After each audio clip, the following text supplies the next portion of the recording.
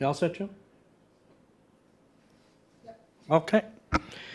Thank you, everyone, for coming to Protective Emergency Service Committee, August 22nd, 2023 at 12 noon. We call the meeting to order. Declarations of conflict of interest. We see none. Eleanor's pen doesn't work. Approval of the agenda.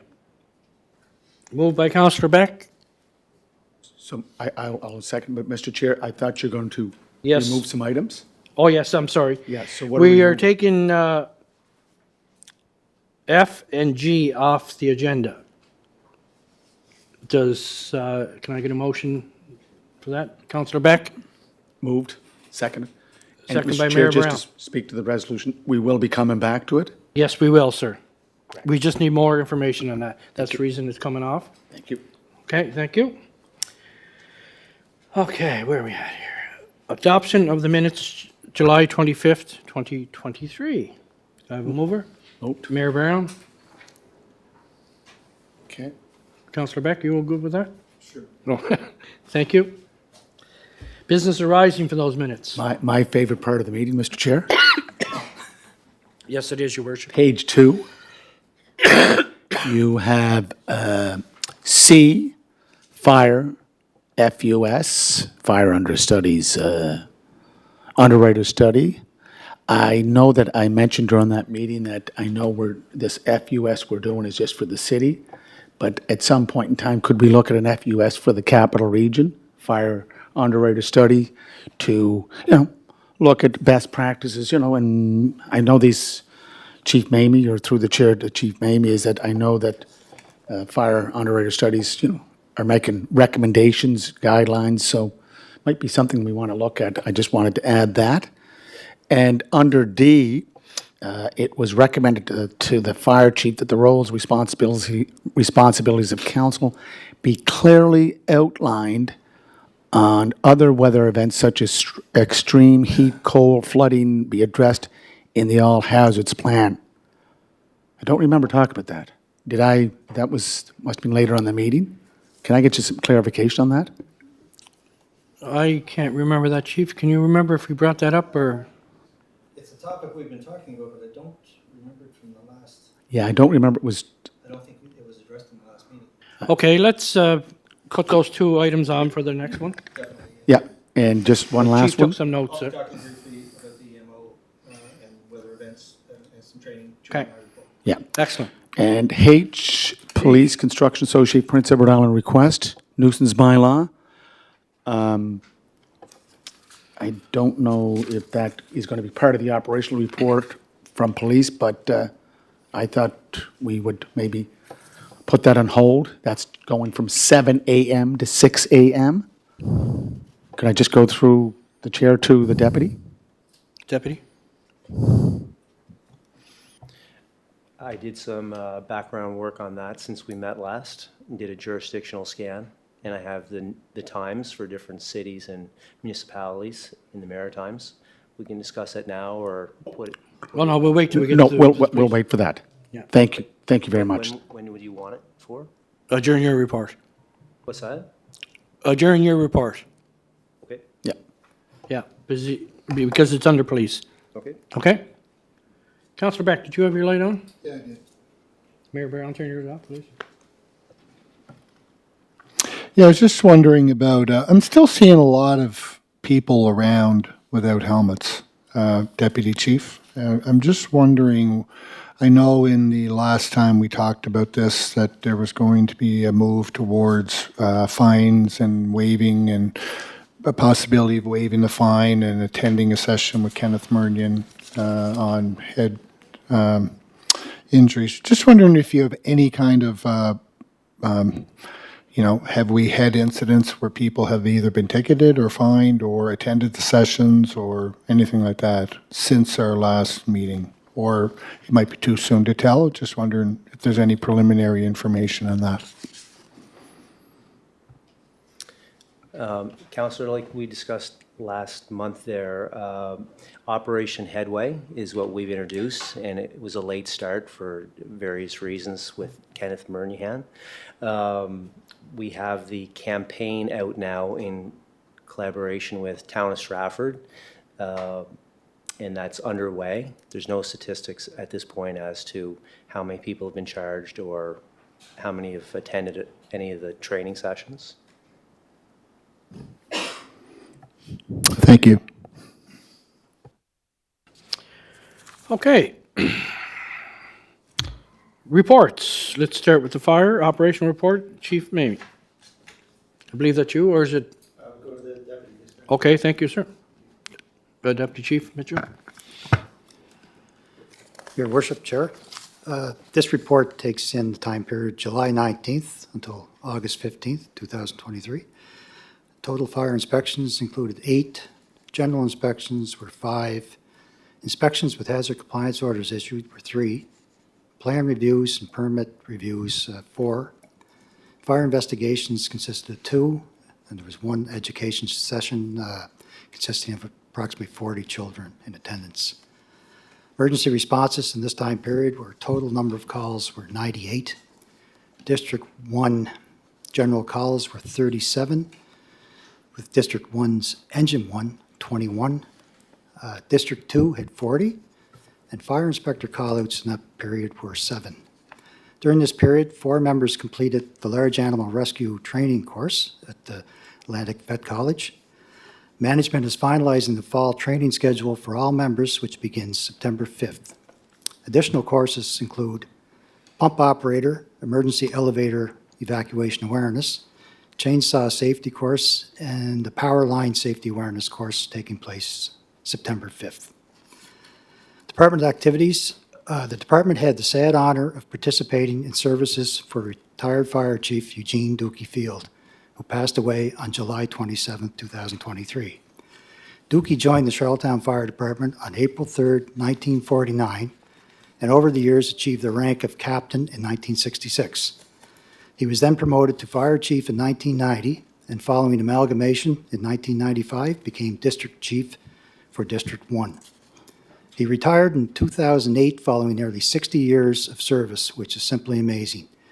Dookie also worked for Public Works during those years, and as well, his son Dean is a city employee sergeant with the Charlottetown Police Service.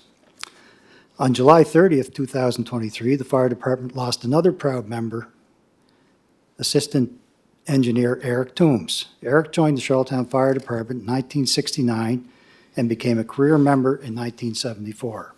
After 43 years, Eric retired in November of 2012. For many of us, Eric was a friend and mentor, always arriving with coffee for the outgoing crew, as well as dishing out his fun-loving sarcasm and wit. He was a unique and truly one-of-a-kind individual. The department was also involved and participated in the Pride Parade during this period and the Gold Cup and Saucer Parade. Finally, on August 11th, 2023, was the final workday for Fire Prevention Officer Cindy McFadgen. We congratulate Cindy on her well-deserved retirement, and she completed more than 30 years serving the city of Charlottetown. Cindy began with the department on a term employment basis in 1990 and soon became the career fire prevention officer. She has introduced many fire prevention initiatives that have been instrumental in spreading the fire safety message to all residents of the city, starting with the preschool and elementary school children. Her work with the National Fire Protection Association, close ties with the Ontario Fire Prevention Association, and involvement at the PEI Firefighter School ensured she was always on the cutting edge of fire prevention ideas. Her efforts to promote Working Smoke Alarms Save Lives program to ensure all homes in the city have working smoke alarms has been inspiring. She will be sorely missed and very, very hard to replace. Thank you, Chair. Thank you for that, Deputy. Yes, it was a big loss, losing Dookie and Eric, and Cindy's going to be a massive loss with her retirement, and we'd like to pass on the best to her, and all the best in the future. Any questions on the Deputy Chief? Mr. Chair, I just want to echo what you just said there. Dookie and his service not only to the fire services, but also to Public Works, many decades. And Eric Toombs, as the Deputy Chief stated, a fixture there at Station 1 during the days when tourists were dropping by to check things out. Eric was there in full force, and greatly missed will be Cindy McFadgen. Yes. Did a great job in educating youth and citizens of Charlottetown how to stay safe and keep a preventive mind in place to mitigate any fire hazards. So big thanks to Cindy, and my sympathies go to the families of the Fields and the Toombs' family. Thank you. Thank you for those kind words, Your Worship. Okay, C, EMO, no, I'm sorry, B, 282, 284 University Avenue update. Chief, is that yours? Yes, Chair.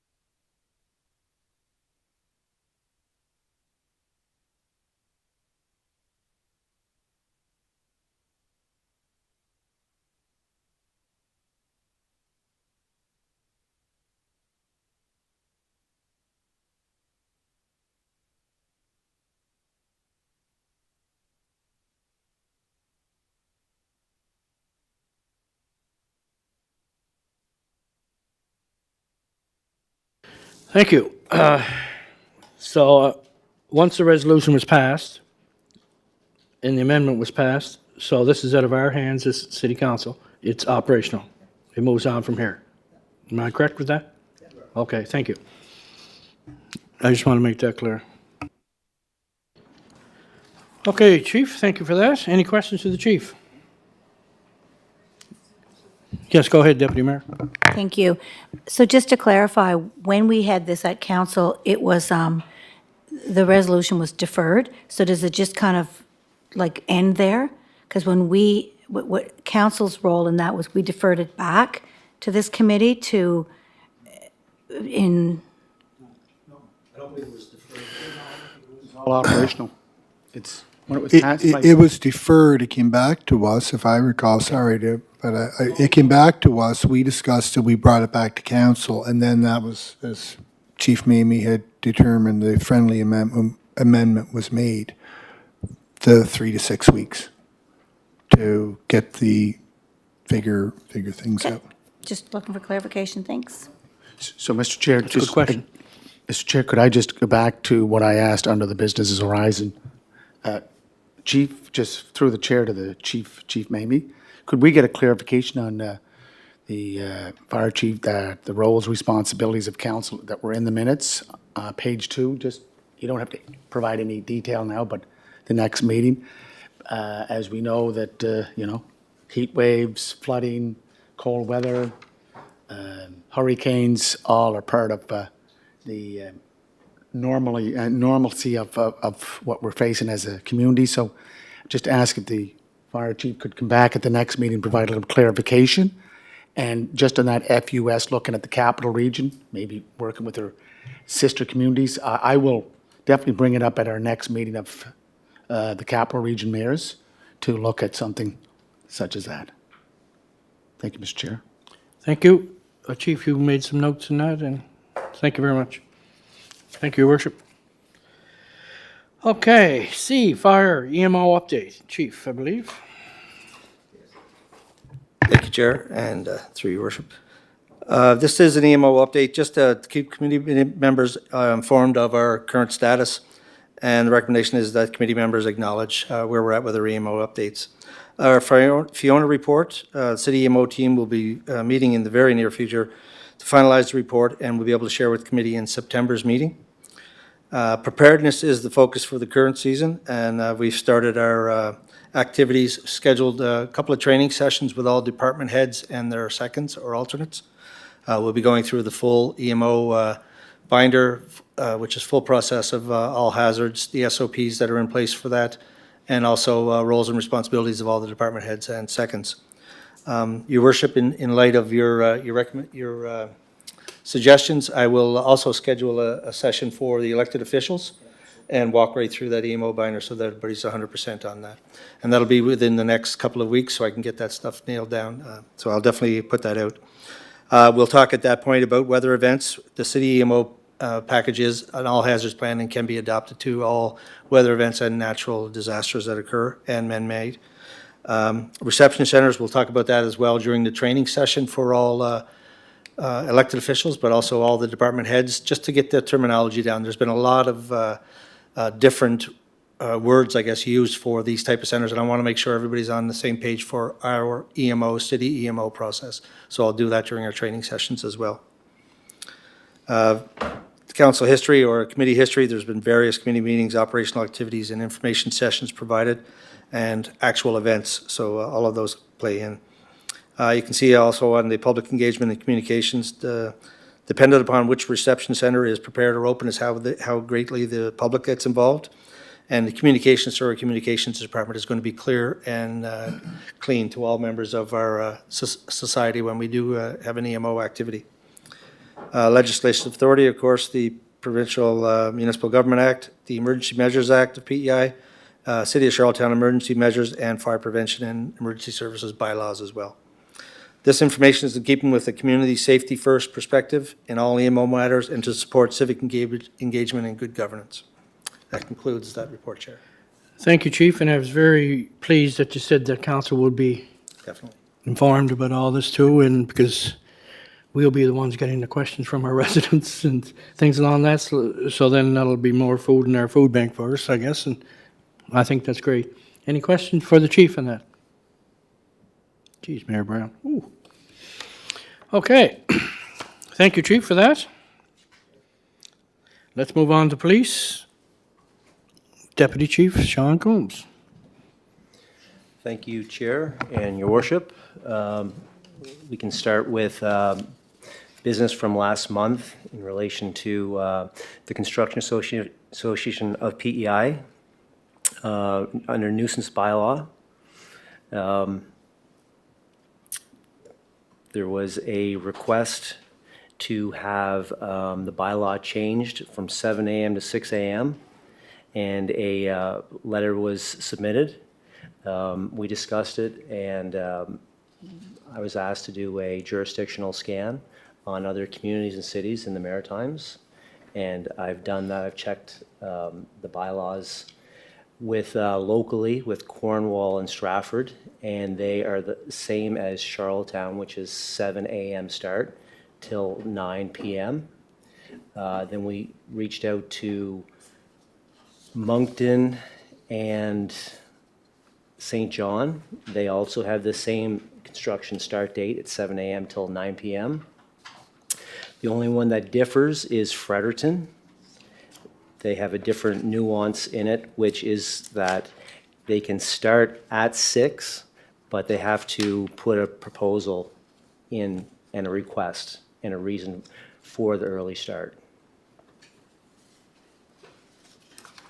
Yes, so that's basically every project would be different for them over in Fredericton, for example. Like if they figure they need that extra hour, they would have to put in that. They'll have to put a proposal in. I mean, but not for every project Give that's going reasons on. why they're starting at 6. That's right. Okay, thank you for doing that scan. Your worship, so you should ask some questions. Any questions for the deputy chief? Thank you for the introduction there, Mr. Chair. So, Sean, Deputy Chief Coombs, appreciate the information and how we did best practices in other communities. So I think we can move on from this issue, Mr. Chair. Is that, yeah, I'm not speaking for the chair, but I think it's time to, if you want to, I don't think we require a resolution, it's just that we're moving on, correct? Councillor Beck. So basically, we're just, the case is closed. Okay, we're, no more discussion on it. Not that I'm looking for it. No, I'm no, just- you Just just want to said- make clear, No, they asked us to do that, and so we, as a group, decided. we're saying no. To like to have the police check around. Yeah. With other communities, and he come back with the same times frame, so Yep, it's dead in the water. okay. Thank you. Deputy, you okay? Okay. Okay, E, Deputy Chief. Chair, this report is titled Community Engagement Town Hall Meeting, Neighborhood Safety Issues Update. And the details are police services are inviting residents to participate in a community town hall meeting to be held September 5th at the Birchwood School Gymnasium at 7 p.m. The topics of discussion will be neighborhood safety issues. Chief McConnell wants to hear from concerns directly from the residents and provide his senior policing management team with an opportunity to inform the public on the work police services are doing and to address upcoming challenges. The financial cost on that will be absorbed within our police budget. And from an engagement, public notice will be required. Chief McConnell and other officers will go door to door in the neighborhoods around the Outreach Center and Park Street Shelter in advance of the meeting to encourage residents to attend this important discussion. Excellent, excellent. And let's just hope everybody's very respectful that shows up and things along that line, because we want to hear from them. We want to take their ideas and at the same time move on with that and implement them, I guess, is what I'm trying to say. Any questions about that? Councillor Beck? Yeah, just on that note, Chair, I think we were all dismayed with how the last meeting unfolded for various reasons. I would like to see this to be a well orchestrated event, I guess, if you will. And we do want to hear, as we do want to hear from residents, and that's one of the ultimate goals of it.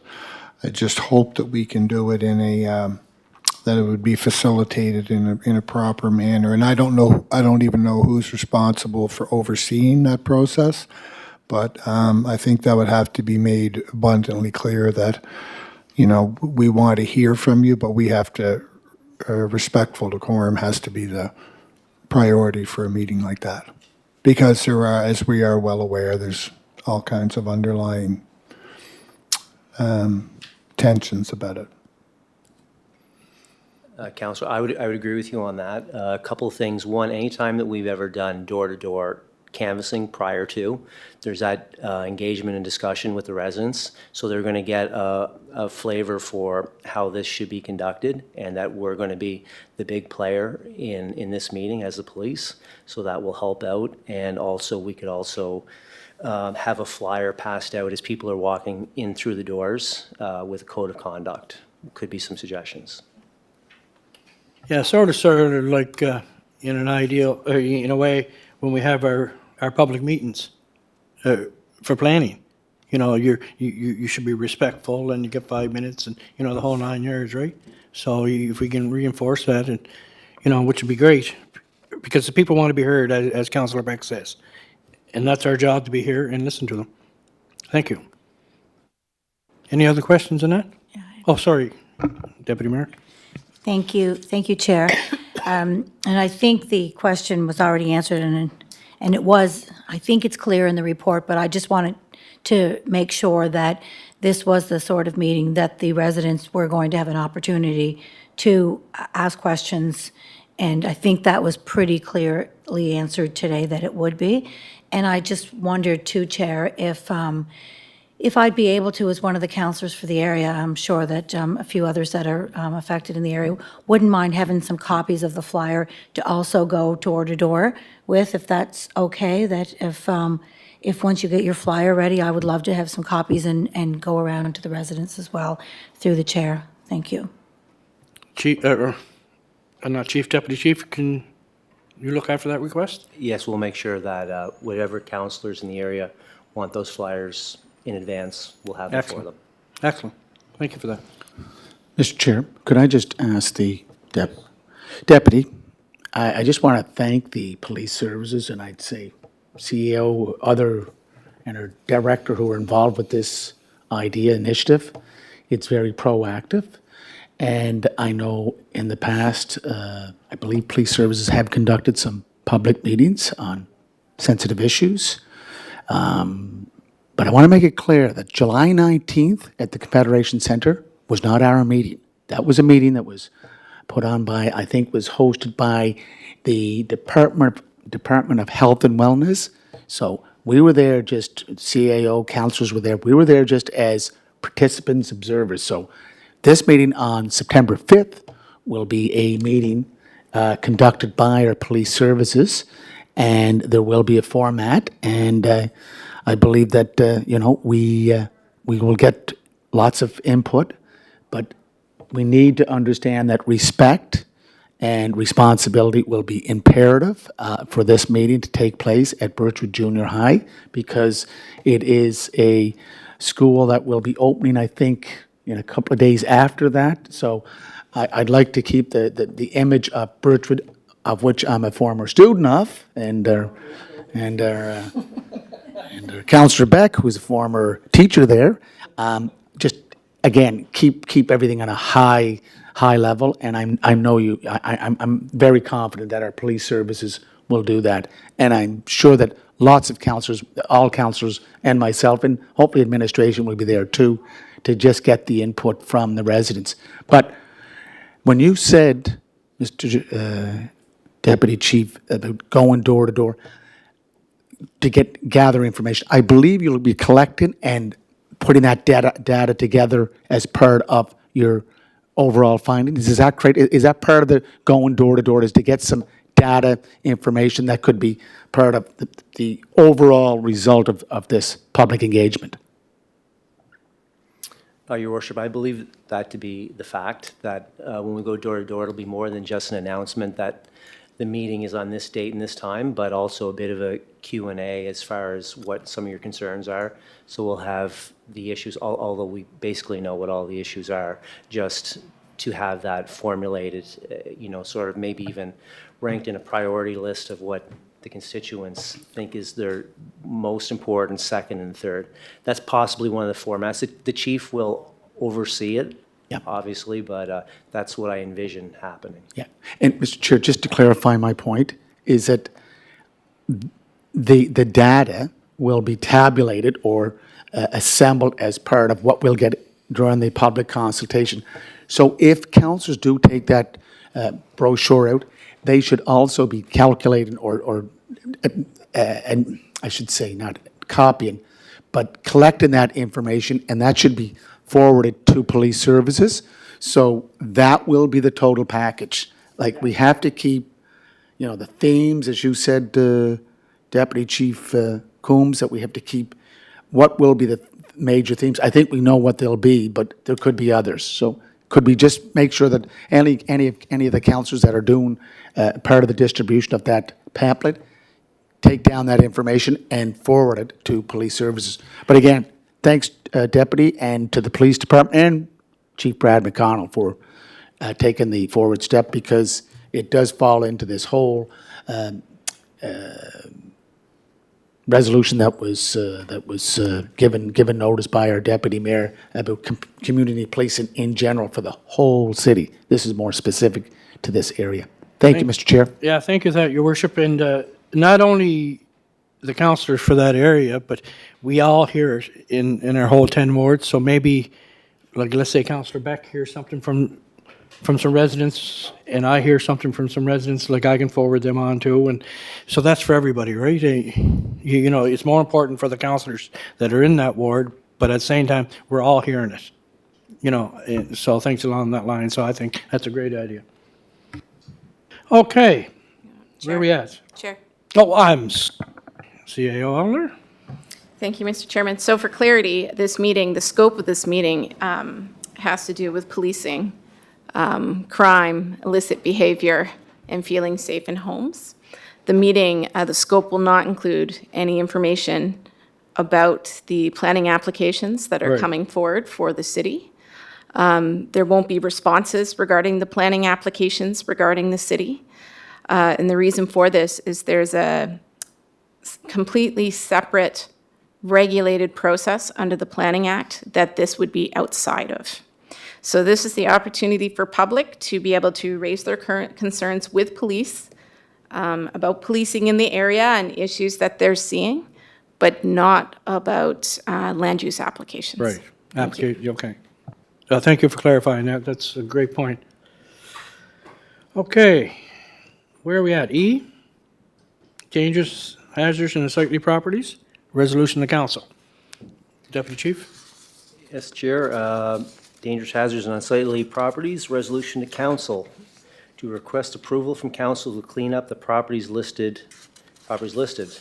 The listed properties are 51 Cedar Avenue, 335 North River Road, 84 Scott Street, 31 St. Peters Road, 52 Northridge Parkway, 296 Allen Street, and 69 Edward Street. Staff recommendations are that council authorize the Public Works Manager to take the necessary steps to clean up the addresses in the attached resolution at the owner's expense. And financial implications are cost recovery mechanisms are already implemented and in place. Yeah. I'm not going to go down that road again because I go down every month with that.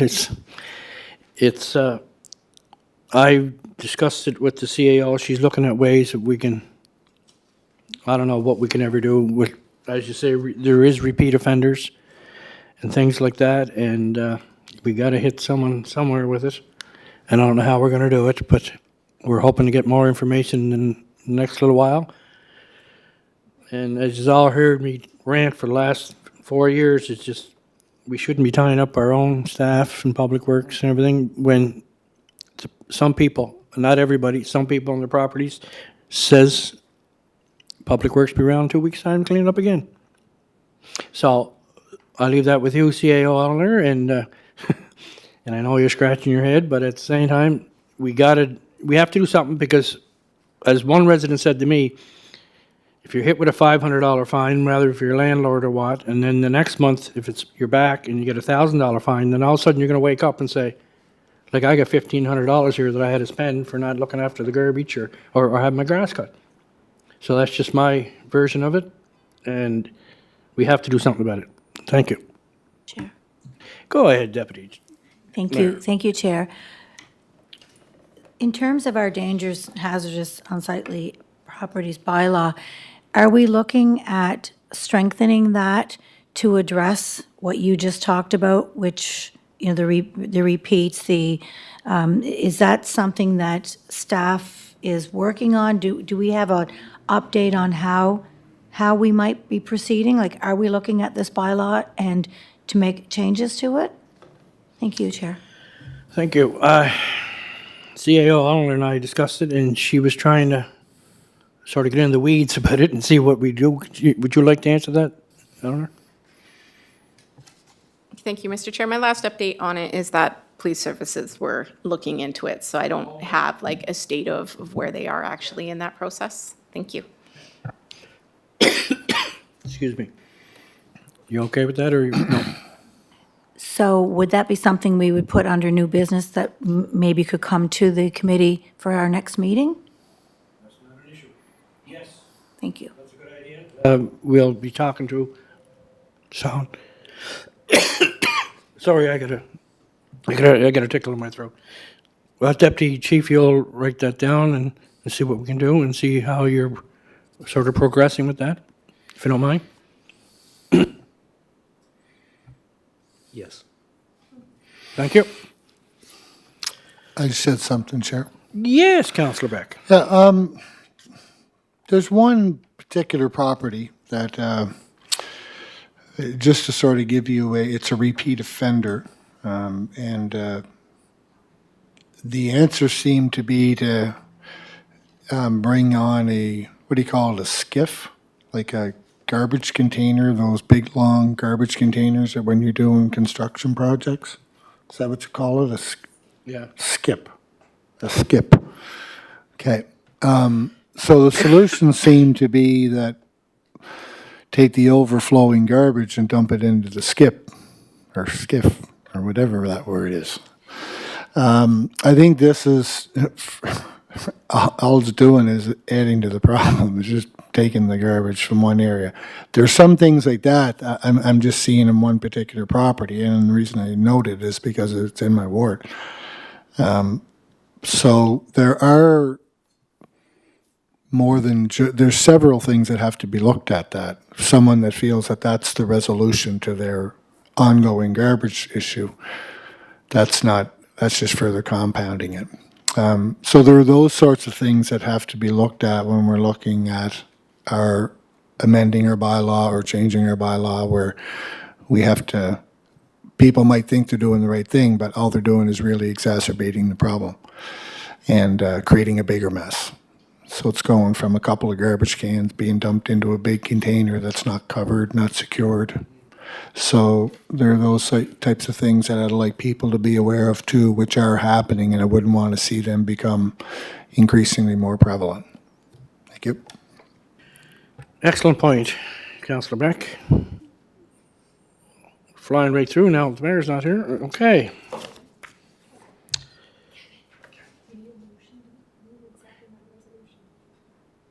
Oh, yes, I'm sorry. I missed that. I'll move it, Chair. Yes, I'm, a motion on the floor for the properties, moved by Deputy Mayor Yankoff, second by Councillor Beck. Thank you. Thank you, Joe. H, Office of Mayor and Council Police Services Community Plan. I guess the Deputy Chief, were you on that, or what is that, Joe? Do you know who that is?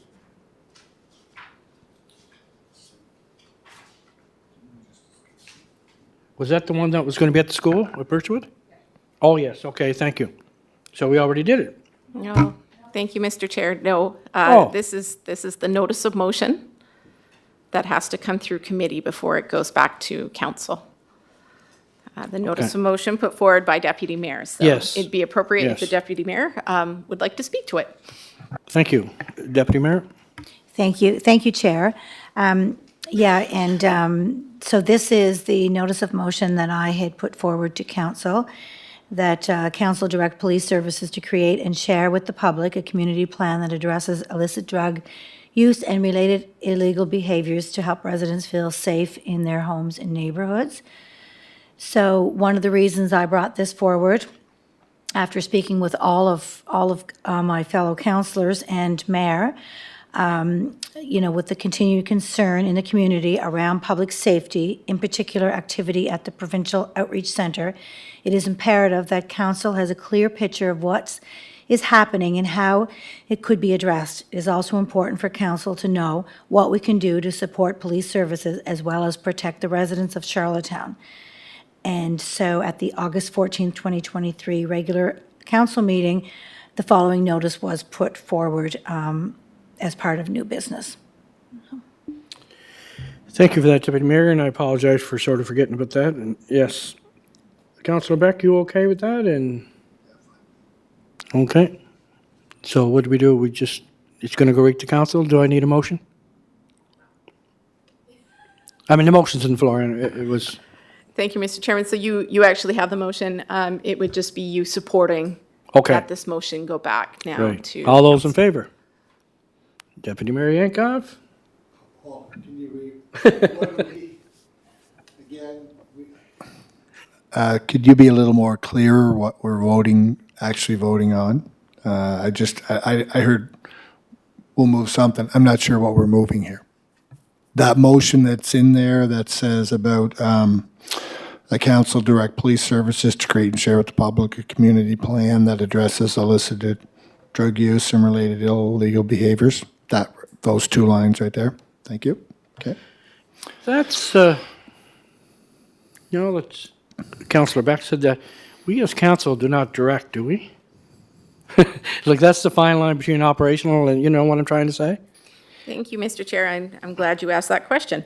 So in terms of instruction to staff, it's actually all of council that needs to instruct staff on things that need to be done. In this case, this is a community plan, so this is within council's mandate of policies, programs, and evaluation of policies and programs.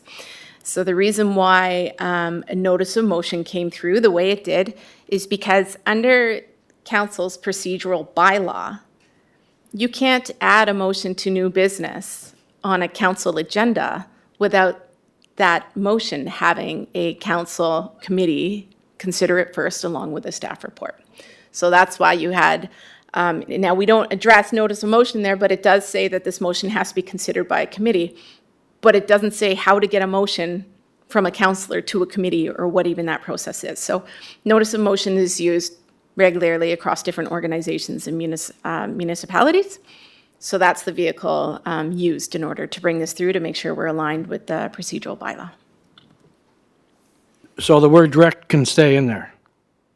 Like the council, Yes, in this case, Is- because it's council as a body. right, okay. Providing, directing. No, I just like want to make sure the directing, wording. that's something be created. If you were an individual elected official saying, police services, I'm directing you to Okay. create this plan, police services does not have to Right create on, that plan. right Our on. instructions come from council as a body. Right, okay. Thank you. Thank you for that clarification. Okay, I move, are you in favor, Councillor Beck? And Councillor, and Deputy Mayor Yankoff? Okay, let's move down to council. Introduction of new business. They're awful quiet now.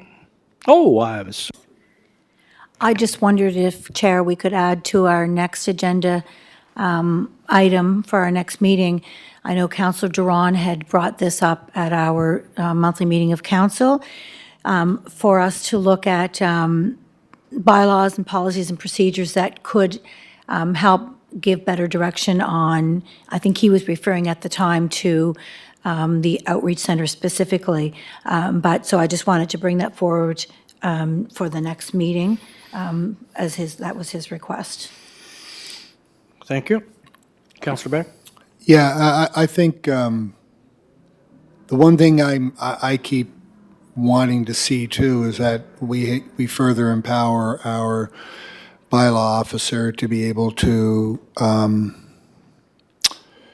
enact cleanup orders that we come and, because we're just regularly coming in here and basically rubber stamping all of these directives. So I would like us to get to that point. I'm not sure how we do that. I'm not sure whether that requires a bylaw change. Maybe CAO, Eleanor, it seems to be something, I sound like a bit of a broken record on it myself, but I would like to see us get to that point. So maybe CAO, Eleanor, if you have something to share in that, you could enlighten us once again. Thank you, Mr. Chair, and to Councillor Beck. This is going to be part of the same bylaw change that's required in terms of what we charge for fees, and it's the process of how that's all executed. It's on police services radar, but I think we had a request earlier to add that to new business for the next meeting to have an update on where that's at. So hopefully we can answer that both at the next meeting. Thank you. Thank you for that, Councillor Beck. And you don't sound like a broken record, because I've been on this too. And I think years ago when I first got elected, it was right through that. Went from the bylaw officer right to Public Works, but now it's been changed and back again. But just trying to sort of take the middleman out of it, I guess. Okay. And we will be meeting. Chair? Oh, I'm sorry, I just had another item that we could add for next agenda under new business.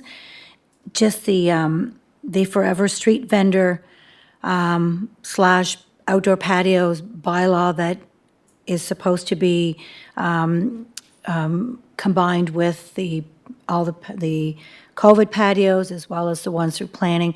Just, we're getting towards the end of the season, and I do recall that there was supposed to be some communication go out to those that have existing ones about the upcoming changes and new bylaw coming. So I just wanted to flag that maybe we could have an update on where we're at for the next meeting, just to add it to the agenda. I don't expect anything right now.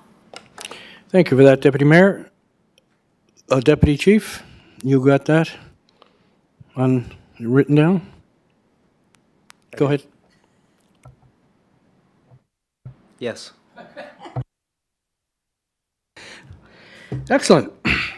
And as I was starting to say, we might have an emergency meeting sometime this week, if everybody's available, but we'll give you lots of time to know things along that line. We just want some housekeeping to clean up on a few of them and put us all on the same page. Okay, I need a motion to adjourn.